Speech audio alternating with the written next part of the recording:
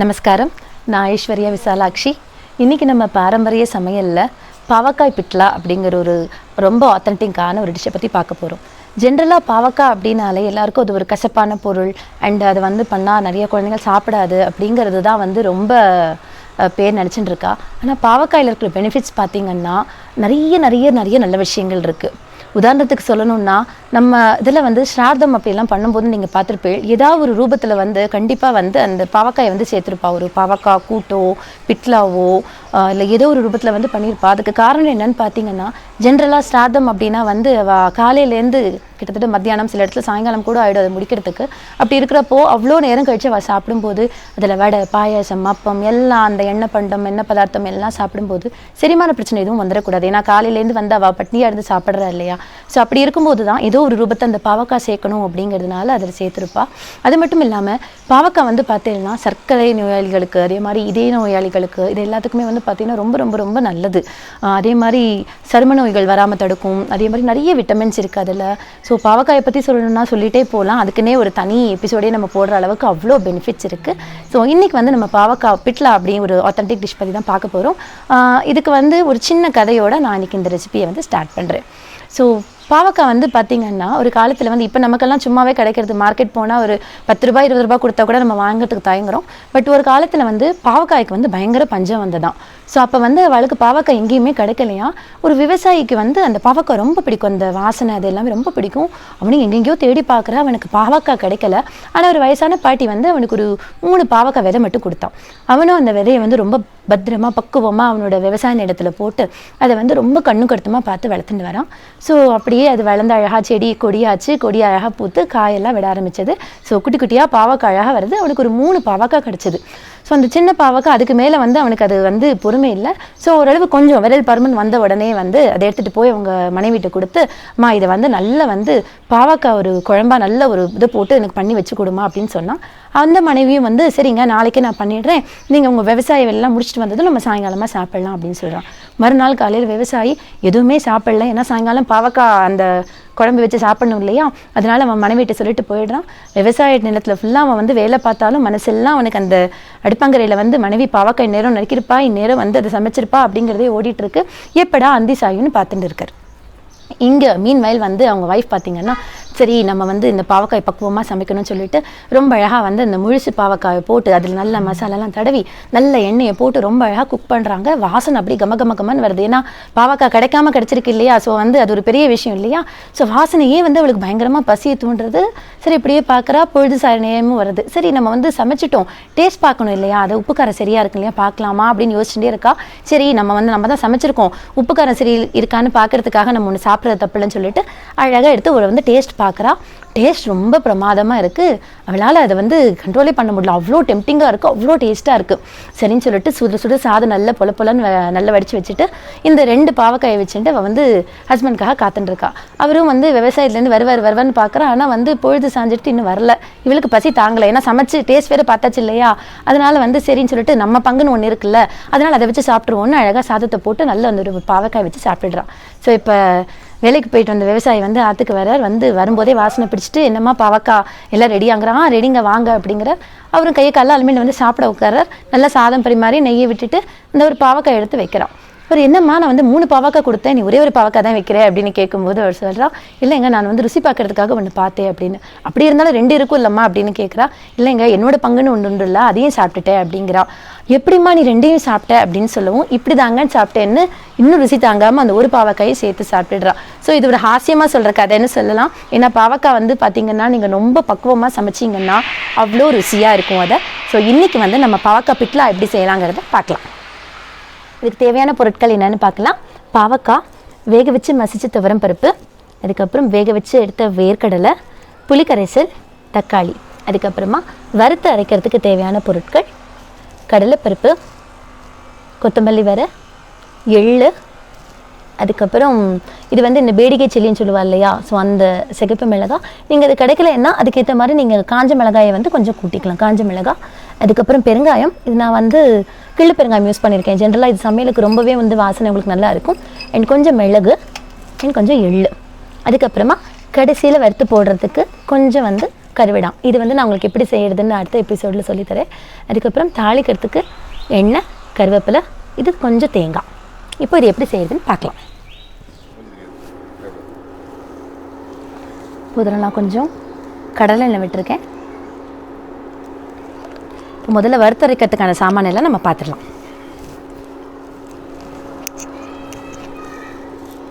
எண்ணெய் காயட்டும். எண்ணெய் காஞ்சதும் கொஞ்சம் கடலைப்பருப்பு. இது நான் இப்போ ஒரு 4-5 பேர் சமைக்கிறதுக்கான அளவு சொல்கிறேன். ஸோ நீங்கள் வந்து உங்களுக்கு ஏற்றின மாதிரி நீங்கள் அதுக்கேற்ற மாதிரி கூடவா குறைச்சா போட்டுக்கோங்க.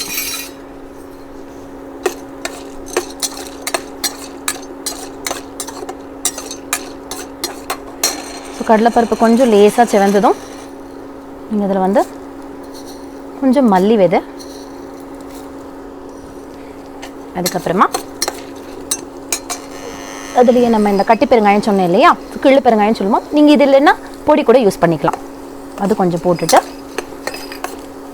சிம்மில் வச்சு பண்ணுங்கோ, இல்லைன்னா கொஞ்சம் இதுவானாலும் வந்து கருகிடும், அதனால் சிம்மில் வச்சே பண்ணுங்கோ.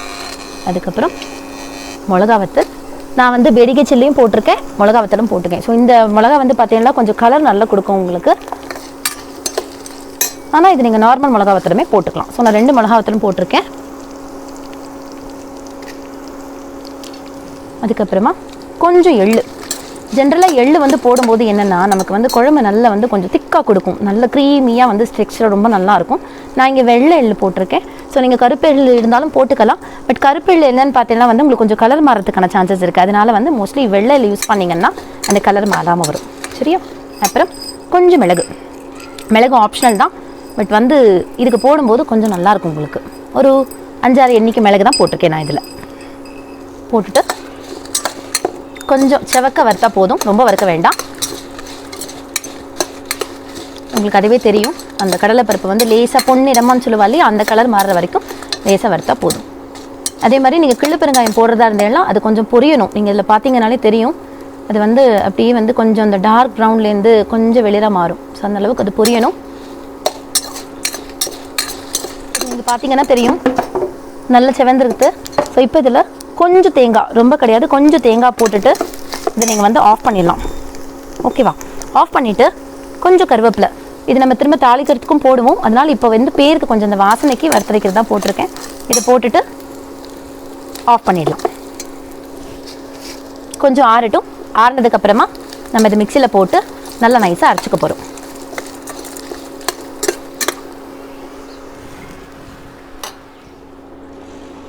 இப்போ நம்ம கடாயில் கொஞ்சம் எண்ணெய் விட்டுருக்கேன். இதுக்கும் கடலையில் தான் விட்டுருக்கேன். ஸோ எண்ணெய் காஞ்சதும்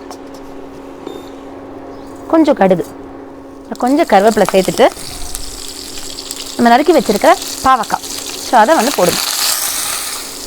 பாவக்காய் கொஞ்சம் பாதி வதங்கினதுக்கப்புறமா நறுக்கி வச்சுருக்கிற தக்காளி. பாவக்காய் நல்லா வதங்கிடுது. ஸோ இந்த ஸ்டேஜில் புளித்தண்ணி தேவையான நம்ம கரைச்சி வச்சுருக்கோம் இல்லையா, அந்த கரைச்சி வச்ச புளித்தண்ணியை இதில் சேர்த்துக்கலாம். இப்போ புளி நல்லா கொதித்து வாசனை வருது. ஸோ இந்த ஸ்டேஜில் நம்ம வேக வச்சு வச்சுருக்கோம் இல்லையா வேர்க்கடலை, அதை வந்து இதில் சேர்த்துட்டு அதே மாதிரி வேக வச்சு மசிச்சு துவரம் பருப்பு அதையும் இந்த ஸ்டேஜில் இதில் சேர்த்துடலாம். சேர்த்துட்டு அதே மாதிரி இது நல்ல பேஸ்ட்டாக கொஞ்சம் தண்ணி சேர்த்து அரைச்சிருக்கேன். ஸோ இது நல்ல ஒரு கொதி வந்ததுக்கப்புறமா நான் இதில் சேர்க்கணும். அதே மாதிரி இப்போ இதுக்கு தேவையான கொஞ்சம் உப்பு இதில் போட்டுடலாம். நம்ம இந்த பாவக்காய் வேகிறதுக்கு மட்டும் கொஞ்சம் சேர்த்து போட்டிருந்தேன். அதே மாதிரி வேர்க்கடலைக்கும் கொஞ்சம் உப்பு போட்டிருந்தேன். ஸோ இப்போ வந்து நான் இதுக்கு தேவையான அளவு மட்டும் உப்பு சேர்க்குறேன். இப்போ இது நல்லா சேர்ந்து கொதி வருது. இந்த ஸ்டேஜில் நம்ம அரைச்சி வச்சுருக்கோம் இல்லையா, ஸோ இந்த பேஸ்ட்டை வந்து இதில் மெதுவாக சேருங்க. கலர் பாருங்கள் எவ்வளோ அழகாக வந்திருக்கு. அந்த மிளகா அந்த இதெல்லாம் இது பண்ணிவிட்டு இப்போ பாருங்க நல்லா சேர்ந்தாப்பில் கொதி வந்திருக்கு. ஸோ இந்த ஸ்டேஜில் கொஞ்சம் வெல்லம், கொஞ்சோண்டு வெல்லம். இது வந்து என்னென்னு பார்த்தீங்கன்னா ஜென்ரலாகவே இந்த நம்ம புளி சேர்க்குற எல்லா டிஷ்ஷுக்குமே துளி வெல்லம் சேர்க்கும்போது அதோடய ஃப்ளேவர் ரொம்ப நல்லாயிருக்கும். இப்போது கொஞ்சம் தேங்காய் எண்ணெய் விட்டுட்டு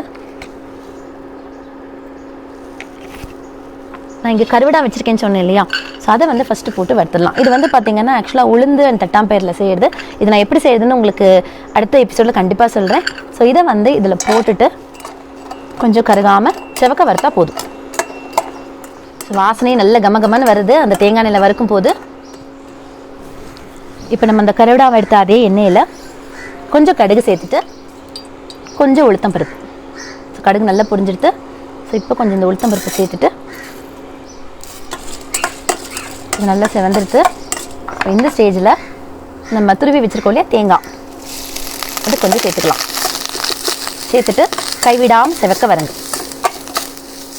இப்போ நல்லா பார்த்தீங்கன்னா தெரியும் எவ்வளோ அழகாக செவந்திருக்கு பாருங்கள்.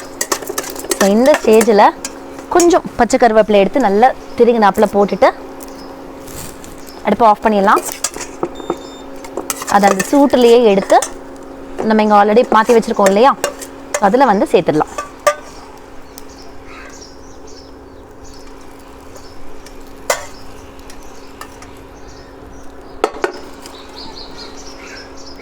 இதில் இருக்கா